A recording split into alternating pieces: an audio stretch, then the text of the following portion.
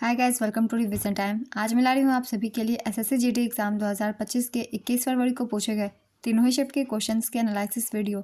इस वीडियो में आपको जीके जीएस और हिंदी के क्वेश्चन मिलेंगे जो कि आपको आने वाले एग्जाम में काफ़ी हेल्प करेंगे। तो चलिए स्टार्ट करते हैं आज की वीडियो। मगर वीडियो को स्टार्ट करने से पहले अगर आप चैनल पर पहली बार हैं तो चैनल को ज़रूर सब्सक्राइब कर लें और साथ ही इस वीडियो को लाइक भी ज़रूर कर दें। तो चलिए स्टार्ट करते हैं 21 फरवरी को पूछे गए तीनों ही शिफ्ट के क्वेश्चन के analysis video. Question number 1, Bharat Tibbat सीमा पुलिस आईटीबीपी के वर्तमान महानिदेशक कौन है? इसका आंसर है राहुल रसकोत्रा। राहुल रसकोत्रा भारत तिब्बत सीमा पुलिस के वर्तमान महानिदेशक हैं। वह मणिपुर कैडर के 1989 बैच के आईपीएस अधिकारी हैं। इससे पहले वे इंटेलिजेंस ब्यूरो के विशेष निदेशक थे। आईटीबीपी की स्थापना 24 अक्टूबर 1962 को हुई थी। आईटीबीपी भारत नेपाल, भारत चीन और भारत तिब्बत सीमा रेखा पर तैनात होते हैं। नेक्स्ट क्वेश्चन, बालकृष्ण बुआ किस घराने से संबंधित है? इसका आंसर है ग्वालियर घराने से। गायनाचार्य पंडित बालकृष्ण बुआ इचल करंजीकर ग्वालियर घराने से जुड़े हुए थे। ग्वालियर घराना भारतीय शास्त्रीय संगीत का एक प्रमुख घराना है। ग्वालियर घराने के जन्मदाता हद्दू खान और हसू खान के दादा नथन पीर बख्श माने जाते हैं। ग्वालियर घराने की गायकी को प्रचारित करने में बालकृष्ण बुआ, वासुदेव जोशी और बाबा दीक्षित का अहम योगदान रहा है। बालकृष्ण बुआ के शिष्य पंडित विष्णु दिगंबर पलुस्कर ने ग्वालियर घराने की गायकी को और प्रसिद्ध किया। पंडित ओंकार नाथ ठाकुर, पंडित विनायक राव पटवर्धन और पंडित नारायण राव व्यास, निसार हुसैन खान की परंपरा में शंकर पंडित, राजा भैया पूछ वाले जैसे गायक इस घराने के अग्रणी गायक रहे हैं। अगला क्वेश्चन है, तक्षशिला किस महाजनपद की राजधानी थी? इसका आंसर है गांधार। तक्षशिला गांधार महाजनपद की राजधानी थी। गांधार प्राचीन भारत के 16 महाजनपदों में से एक था। गांधार अफगानिस्तान और पाकिस्तान की काबुल और स्वायत्त नदियों के किनारे पर स्थित था। गांधार महाजनपद का मुख्य केंद्र आधुनिक पेशावर और आसपास के इलाके थे। गांधार महाजनपद के प्रमुख नगर थे पुरुषपुर, जिसे आधुनिक पेशावर के नाम से जाना जाता है, तथा तक्षशिला। तक्षशिला विश्व प्रसिद्ध शिक्षकों से युक्त शिक्षा का केंद्र था। कौशल महाजनपद की राजधानी श्रावस्ती थी। कुरु महाजनपद की राजधानी इंद्रप्रस्थ थी। वज्जी महाजनपद की राजधानी वैशाली थी। मगध महाजनपद की राजधानी राजगृह थी। अवंती महाजनपद के उत्तरी भाग की राजधानी उज्जैनी थी। अवंती महाजनपद के दक्षिणी भाग की राजधानी महिष्मती थी। ये कुछ महाजनपदों की राजधानी थी। इनसे भी क्वेश्चन पूछ लिए जाते हैं, इसलिए इन्हें भी याद रखिएगा। अगला क्वेश्चन है, सिग्मोत्सव कहाँ का त्यौहार है? इसका आंसर है गोवा का। सिग्मोत्सव गोवा का एक लोक नृत्य और संगीत का त्यौहार है। यह वसंत ऋतु का त्यौहार है। इस त्यौहार में पारंपरिक वेशभूषा में लोक नृत्य किए जाते हैं। सिग्मोत्सव के दौरान किए जाने वाले लोक नृत्य हैं घोड़े मोरनी, गोफा फोगड़ी इत्यादि। नेक्स्ट क्वेश्चन, भारत के किस पड़ोसी देश में सबसे अधिक युवा जनसंख्या है? इसका आंसर होगा पाकिस्तान। भारत के पड़ोसी देशों में पाकिस्तान में सबसे अधिक युवा जनसंख्या है। पाकिस्तान की जनसंख्या का लगभग 63% हिस्सा 30 वर्ष से कम आयु के लोगों का है। भारत के पड़ोसी देशों में बांग्लादेश की आबादी सबसे ज़्यादा है। बांग्लादेश का जनसंख्या घनत्व भी दुनिया में 10वें नंबर पर है। भारत में दुनिया की सबसे बड़ी युवा आबादी है। भारत की आबादी का करीब 40% 13 से 35 साल की उम्र के बीच का है। बिहार में सबसे ज़्यादा युवा आबादी है। चीन दुनिया का सबसे ज़्यादा आबादी वाला देश है। मालदीव जनसंख्या के मामले में भारत का सबसे छोटा पड़ोसी देश है। तो ये कुछ पड़ोसी देश की जनसंख्या से रिलेटेड डाटा थे। इन सभी को भी आप सब याद रखिएगा। अगला क्वेश्चन है, भारत के किस शहर ने 141वें अंतर्राष्ट्रीय ओलंपिक समिति सत्र की मेज़बानी की? इसका आंसर है मुंबई। प्रधानमंत्री नरेंद्र मोदी ने 14 अक्टूबर 2023 को मुंबई के जियो वर्ल्ड सेंटर में आयोजित 141वें अंतर्राष्ट्रीय ओलंपिक समिति सत्र का उद्घाटन किया। यह सत्र लगभग 40 वर्षों के बाद भारत में आयोजित किया गया था। इससे पहले 1983 में नई दिल्ली में 86वां आईओसी सत्र हुआ था। नेक्स्ट क्वेश्चन, सरस शब्द का विलोम शब्द क्या होगा? इसका आंसर है नीरस। निम्नलिखित में से कौन मौलिक अधिकार नहीं है? इसका आंसर है संपत्ति का अधिकार। ये मौलिक अधिकार नहीं है बल्कि ये कानूनी अधिकार है। संपत्ति के अधिकार को 44वें संवैधानिक संशोधन अधिनियम 1978 द्वारा मौलिक अधिकारों की सूची से हटा दिया गया था। 44वां संवैधानिक संशोधन अधिनियम 1978 जून सितंबर 1989 से लागू हुआ। यह संशोधन जनता पार्टी सरकार के द्वारा लाया गया था। वर्तमान में संपत्ति का अधिकार अनुच्छेद 300A के तहत एक कानूनी अधिकार है। यह संविधान के भाग 12 में है। संविधान के भाग 3 में अनुच्छेद 12 से 35 तक मौलिक अधिकारों का उल्लेख है। संविधान के भाग 3 में मौलिक अधिकारों को 6 श्रेणियों में बांटा गया है। इन अधिकारों का उल्लंघन होने पर उपचार का प्रावधान है। संविधान के भाग 3 में मौलिक अधिकारों की सूची संयुक्त राज्य अमेरिका समेत दुनिया के किसी भी देश के संविधान से ज़्यादा विस्तृत है। तो 6 मौलिक अधिकार हैं, इनकी भी एक बार हम रिवीजन कर लेते हैं। पहला है समता का अधिकार या फिर समानता का अधिकार। इसका प्रावधान अनुच्छेद 14 से 18 तक किया गया है। दूसरा है स्वतंत्रता का अधिकार। इसका प्रावधान अनुच्छेद 19 से 22 तक किया गया है। तीसरा है शोषण के विरुद्ध का अधिकार। इसका प्रावधान अनुच्छेद 23-24 के तहत किया गया है। चौथा है धर्म की स्वतंत्रता का अधिकार। इस संबंधी प्रावधान अनुच्छेद 25 से 28 के बीच में किए गए हैं। पांचवा है संस्कृति और शिक्षा संबंधी अधिकार। इसका प्रावधान अनुच्छेद 29 और 30 में किया गया है। छठा और अंतिम है संवैधानिक उपचारों का अधिकार। इसका प्रावधान अनुच्छेद 32 के तहत किया गया है। डॉक्टर भीमराव अंबेडकर ने अनुच्छेद 32 को संविधान की हृदय और आत्मा कहा था, इसलिए इस पॉइंट को भी याद रखिएगा, इससे भी क्वेश्चन पूछ लिए जाते हैं। अगला क्वेश्चन है, भारत सरकार द्वारा 20 सूत्री कार्यक्रम किस पंचवर्षीय योजना के दौरान शुरू किया गया था? इसका आंसर है 5वीं पंचवर्षीय योजना के दौरान। 20 सूत्री कार्यक्रम की शुरुआत प्रधानमंत्री इंदिरा गांधी ने की थी। 5वीं पंचवर्षीय योजना के काल में 20 सूत्री कार्यक्रम 1975 में शुरू किया गया था। इसका पालन 1975 से 1979 तक किया गया। इस कार्यक्रम को पहली बार 1982 में और फिर 1986 में संशोधित किया गया। भारत में गरीबी हटाओ का नारा 5वीं पंचवर्षीय योजना के तहत दिया गया था।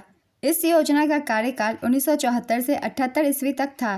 5वीं पंचवर्षीय योजना का मुख्य उद्देश्य गरीबी का उन्मूलन करना तथा आत्मनिर्भरता देश के अंदर बनाए रखना था। इस योजना का जीडीपी लक्ष्य 4.4% रखा गया। यह योजना सफल रही और इसमें 4.8% की वृद्धि हुई। इस योजना के अंतर्गत गरीबी और बेरोजगारी को देश से काफ़ी हद तक कम किया गया। 5वीं पंचवर्षीय योजना के दौरान वर्ष 1975 में विद्युत आपूर्ति अधिनियम में संशोधन किया गया। 5वीं पंचवर्षीय योजना के दौरान ही भारतीय राष्ट्रीय राजमार्ग प्रणाली की शुरुआत की गई थी। 5वीं पंचवर्षीय योजना के पहले वर्ष में न्यूनतम आवश्यकता कार्यक्रम MNP शुरू किया गया।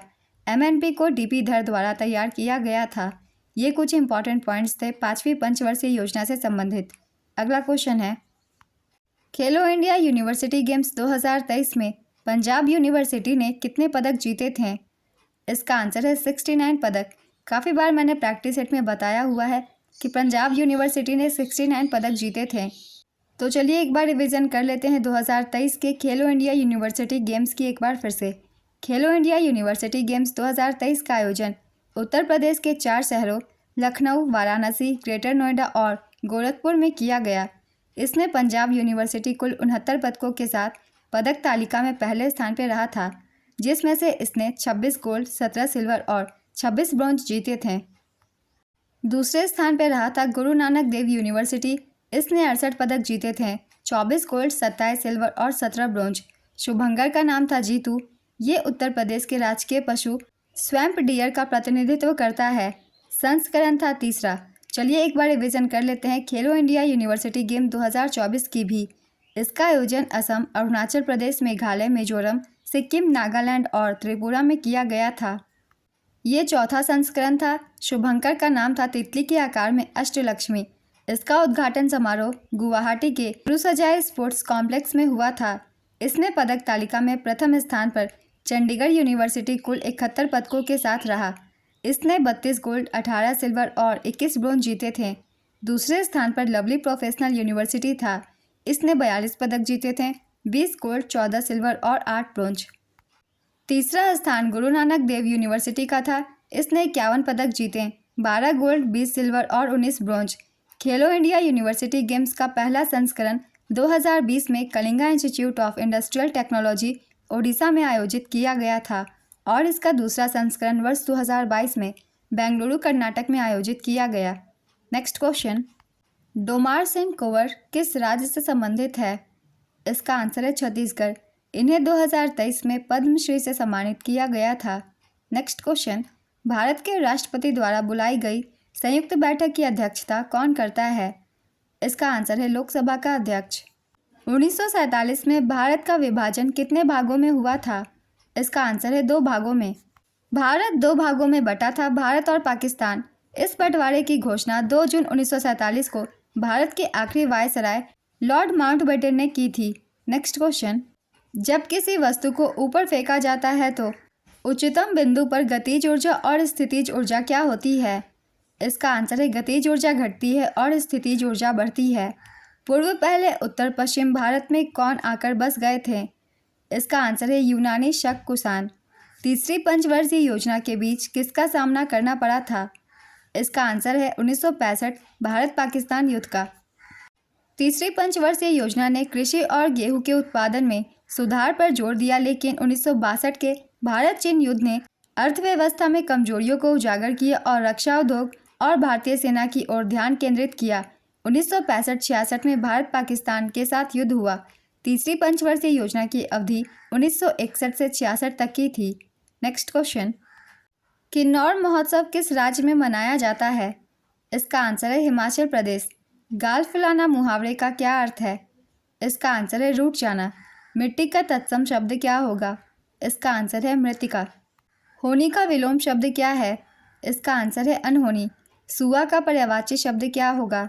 इसका आंसर है तोता, सुगा, सुख, कीर, दारिम प्रिय, तुंड, रक्ततुंड। इनमें से जो भी एक ऑप्शन में हो आप उसे टिक कर सकते हैं। नेक्स्ट क्वेश्चन, तमिलिसाई सौंदरराजन ने 2024 में किस केंद्र शासित प्रदेश की उपराज्यपाल के पद से इस्तीफा दे दिया था? इसका आंसर है पुदुचेरी। तमिलिसाई सौंदरराजन भारतीय जनता पार्टी से संबंधित एक राजनीतिज्ञ हैं। उन्होंने तेलंगाना के दूसरे राज्यपाल के रूप में कार्य किया और 18 फरवरी 2021 से 18 मार्च 2024 तक पुदुचेरी के उपराज्यपाल के रूप में भी कार्य किया। नेक्स्ट क्वेश्चन, महासागर के अम्लीकरण का प्राथमिक कारण क्या है? इसका आंसर है carbon dioxide gas. Next question, जनसंख्या के आधार पर सबसे बड़ा राज्य कौन सा है? ऑप्शन में था राजस्थान, मेघालय, बंगाल, बिहार। इसका आंसर होगा बिहार, क्योंकि ऑप्शन में उत्तर प्रदेश नहीं है। 2011 की जनगणना के अनुसार भारत की कुल जनसंख्या 1,21,08,54,977 है, यानी कि लगभग 121 करोड़, जो विश्व की कुल जनसंख्या का 17.5% है। 2011 की जनगणना के अनुसार सर्वाधिक जनसंख्या वाला राज्य उत्तर प्रदेश है। यहाँ की जनसंख्या 20 करोड़ है। दूसरे स्थान पर महाराष्ट्र है, यहाँ की आबादी 11 करोड़ है। तीसरे स्थान पर बिहार है। 2011 की जनगणना के अनुसार न्यूनतम जनसंख्या वाला राज्य सिक्किम है, यहाँ की आबादी मात्र 6 लाख है। न्यूनतम जनसंख्या वाला दूसरा राज्य मिजोरम है, यहाँ की आबादी 10 लाख है। न्यूनतम जनसंख्या वाला तीसरा राज्य अरुणाचल प्रदेश है। 2011 की जनगणना के अनुसार सर्वाधिक जनसंख्या वाला केंद्र शासित प्रदेश दिल्ली है, दूसरे स्थान पर पुदुचेरी है, तीसरे स्थान पर चंडीगढ़। 2011 की जनगणना के अनुसार न्यूनतम जनसंख्या वाला केंद्र शासित प्रदेश लक्षद्वीप है, न्यूनतम जनसंख्या वाला दूसरा केंद्र शासित प्रदेश दमन और दीव है और तीसरे स्थान पर दादरा और नगर हवेली है। तो ये जनसंख्या के आधार पर सभी राज्यों का क्रम था। इस क्वेश्चन में उत्तर प्रदेश और महाराष्ट्र ऑप्शन में नहीं था, इसलिए इसका आंसर बिहार होगा। अगला क्वेश्चन है, मौर्य वंश का अंतिम शासक कौन था? इसका आंसर है बृहद्रथ। काफ़ी बार मैंने बताया हुआ एक्स्ट्रा फैक्ट्स में मौर्य वंश का अंतिम शासक बृहद्रथ था। बृहद्रथ मौर्य वंश का अंतिम शासक था। पुष्यमित्र शुंग ने मौर्य वंश के अंतिम राजा बृहद्रथ की हत्या कर दी थी। चंद्रगुप्त मौर्य वंश के संस्थापक थे। उन्होंने 322 ईसा पूर्व में मौर्य साम्राज्य की स्थापना की थी। चंद्रगुप्त मौर्य के मंत्री चाणक्य ने उन्हें प्रशिक्षित किया था। चाणक्य को कौटिल्य और विष्णुगुप्त के नाम से भी जाना जाता है। मौर्य वंश का साम्राज्य 137 सालों तक चला था। मौर्य साम्राज्य का विस्तार 50 लाख वर्ग किलोमीटर से ज़्यादा था। मौर्य साम्राज्य की राजधानी पाटलिपुत्र थी, जो आज के पटना शहर के पास है। सम्राट अशोक मौर्य वंश के सबसे प्रसिद्ध शासक थे। नेक्स्ट क्वेश्चन, किस पंचवर्षीय योजना का उद्देश्य खाद्यान्न उत्पादन में तेजी लाना, रोजगार के अवसरों में वृद्धि करना और खाद्य कार्य और उत्पादकता पर ध्यान केंद्रित करते हुए उत्पादकता बढ़ाना था? इसका आंसर है 7वीं पंचवर्षीय योजना। 7वीं पंचवर्षीय योजना की अवधि 1985 से 1990 तक थी। इस समय प्रधानमंत्री राजीव गांधी थे। 7वीं पंचवर्षीय योजना के दौरान लक्ष्य वृद्धि दर 5% थी और वास्तविक वृद्धि दर 6.02% थी और प्रति व्यक्ति आय की वृद्धि दर 3.7% थी। इस योजना में भोजन, काम और उत्पादन का नारा भी दिया गया। 7वीं योजना का प्रमुख उद्देश्य खाद्य अनाज उत्पादन, रोजगार और उत्पादकता था। 7वीं पंचवर्षीय योजना के मुख्य उद्देश्य सामाजिक न्याय के माध्यम से बढ़ती आर्थिक उत्पादकता, खाद्यान्न का उत्पादन और रोजगार पैदा करने के क्षेत्रों में विकास स्थापित करना था। तो ये कुछ प्रमुख पॉइंट्स थे 7वीं पंचवर्षीय योजना से संबंधित। आप सब इन सभी को अच्छे से रिवाइज कर लीजिएगा। अगला क्वेश्चन है, नीति आयोग की स्थापना कब हुई थी? इसका आंसर है 1 जनवरी 2015। 1 जनवरी 2015 को योजना आयोग के स्थान पर नीति आयोग की स्थापना की गई थी। नीति आयोग की पहली बैठक 8 फरवरी 2015 को प्रधानमंत्री नरेंद्र मोदी की अध्यक्षता में हुई थी। नीति आयोग के पहले अध्यक्ष प्रधानमंत्री नरेंद्र मोदी थे और नीति आयोग के पहले उपाध्यक्ष अरविंद पनगड़िया थे। नीति आयोग के पहले मुख्य कार्यकारी अधिकारी सिंधुश्री खुल्लर थे। 15 मार्च 1950 को योजना आयोग का गठन किया गया था, जो सीधे भारत के प्रधानमंत्री को रिपोर्ट करता था। भारत के प्रधानमंत्री योजना आयोग के अध्यक्ष भी होते थे। योजना आयोग के प्रथम अध्यक्ष थे जवाहरलाल नेहरू। योजना आयोग के प्रथम उपाध्यक्ष थे गुलजारी लाल नंदा। योजना आयोग को समाप्त कर ही नीति आयोग की स्थापना की गई। काफ़ी बार मैंने एक्स्ट्रा फैक्ट्स में आप सभी को बताया हुआ है। अगला क्वेश्चन है, श्रुति साडोलीकर किस घराने से हैं? इसका आंसर है जयपुर अतरौली घराना। श्रुति साडोलीकर काटकर जयपुर अतरौली घराने की ख्याल शैली की एक भारतीय शास्त्रीय गायिका हैं।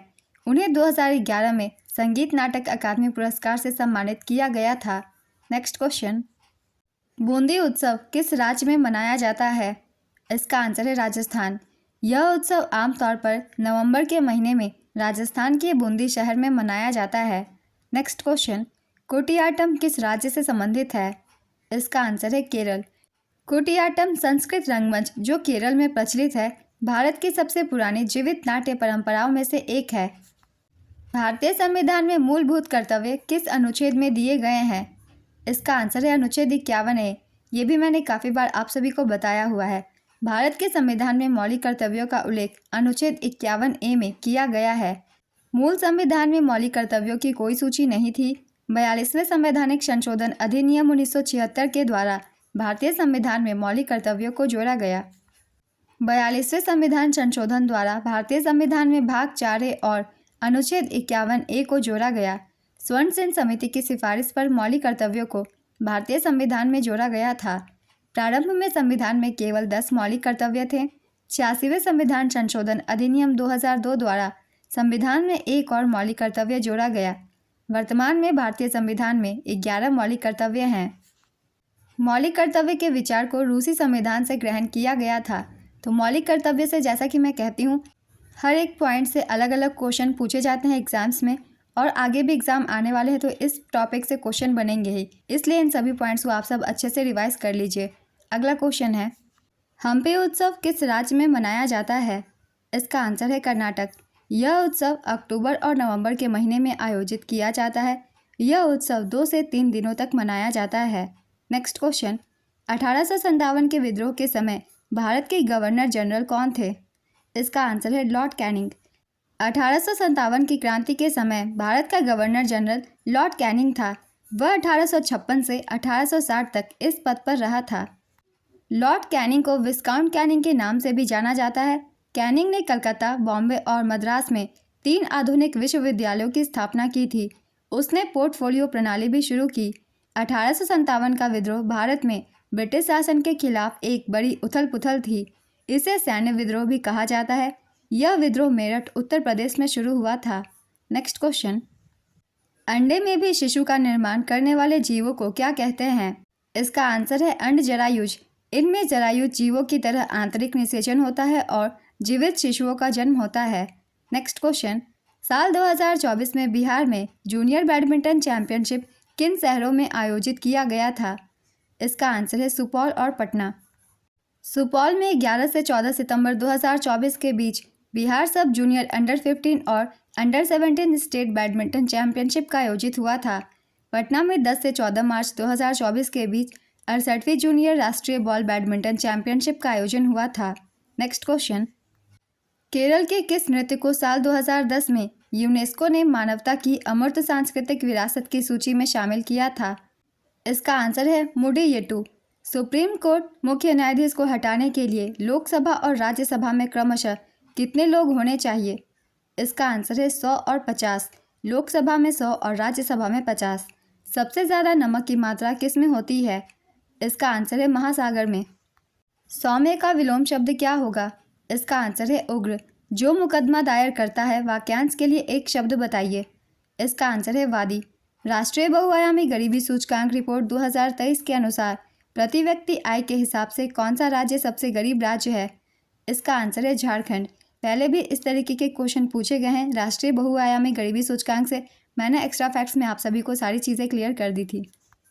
तो एक बार चलिए फिर से थोड़ा रिवीजन कर लेते हैं जिन लोगों ने नहीं देखा है उन लोगों के लिए। सबसे गरीब राज्य थी बिहार, झारखंड और उत्तर प्रदेश, तीनों ही थी।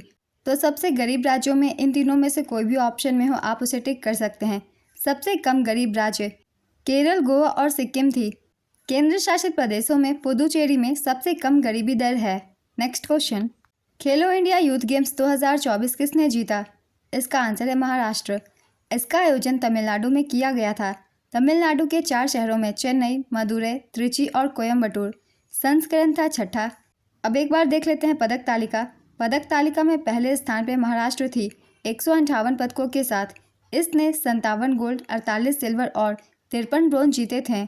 दूसरे स्थान पर तमिलनाडु, इसने 98 पदक जीते थे, 38 गोल्ड, 21 सिल्वर और 39 ब्रोंज। और तीसरे स्थान पर हरियाणा था। हरियाणा ने 103 पदक जीते थे, 35 गोल्ड, 22 सिल्वर और 46 ब्रोंज। पहले के एनालिसिस वीडियो में एक्स्ट्रा फैक्ट्स में मैंने आप सभी को ये सब बताया हुआ है। अगर आपने ध्यान से देखा होगा तो आपको इसका आंसर भी पता होगा। नेक्स्ट क्वेश्चन, जल प्रदूषण नियंत्रक बोर्ड विधेयक 2024 किस स्तर पर है? इसका आंसर है केंद्र और राज्य दोनों स्तर पर।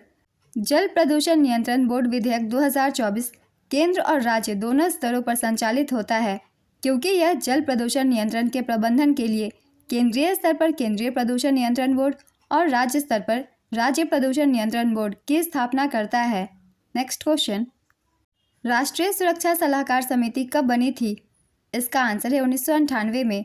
यह राष्ट्रीय सुरक्षा परिषद का हिस्सा है। नेक्स्ट क्वेश्चन, असद अली खान किस वाद्य यंत्र से संबंधित है? इसका आंसर है रुद्रवीणा। असद अली खान रुद्रवीणा नाम के एक वाद्य यंत्र से जुड़े थे। वे एक प्रसिद्ध भारतीय संगीतकार थे। रुद्रवीणा एक प्राचीन तार वाला वाद्य यंत्र है। असद अली खान जयपुर बिंकर घराने से थे। वे ध्रुपद शैली में बजाते थे।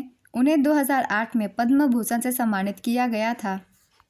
नेक्स्ट क्वेश्चन, 37वें राष्ट्रीय खेल में सर्वश्रेष्ठ खिलाड़ी किसको चुना गया था? इसका आंसर है श्रीहरि नटराज। 37वें राष्ट्रीय खेलों में तैराक श्रीहरि नटराज को सर्वश्रेष्ठ पुरुष एथलीट के रूप में चुना गया था, जबकि जिम्नास्ट यूनाइटेड प्रसेन ब्लैक और प्रणति नायर को संयुक्त रूप से सर्वश्रेष्ठ महिला एथलीट के रूप में चुना गया। प्रधानमंत्री श्री नरेंद्र मोदी ने मडगांव, गोवा के पंडित जवाहरलाल नेहरू स्टेडियम में 37वें राष्ट्रीय खेलों का उद्घाटन किया। इसमें महाराष्ट्र कुल 228 पदकों के साथ पदक तालिका में पहले स्थान पर रहा। दूसरे स्थान पर सर्विसेज रहा। इसने 126 पदक जीते, जिसमें से 66 गोल्ड, 27 सिल्वर और 33 ब्रोंज थे। तीसरे स्थान पर हरियाणा था 192 पदकों के साथ। शुभंकर का नाम था मोगा। आदर्श वाक्य गेट सेट गोवा। राजा भलेंद्र सेन ट्रॉफी के विजेता थी महाराष्ट्र। 38वें राष्ट्रीय खेल भी संपन्न हो चुके हैं। चलिए एक बार इसकी भी रिवीजन कर लेते हैं।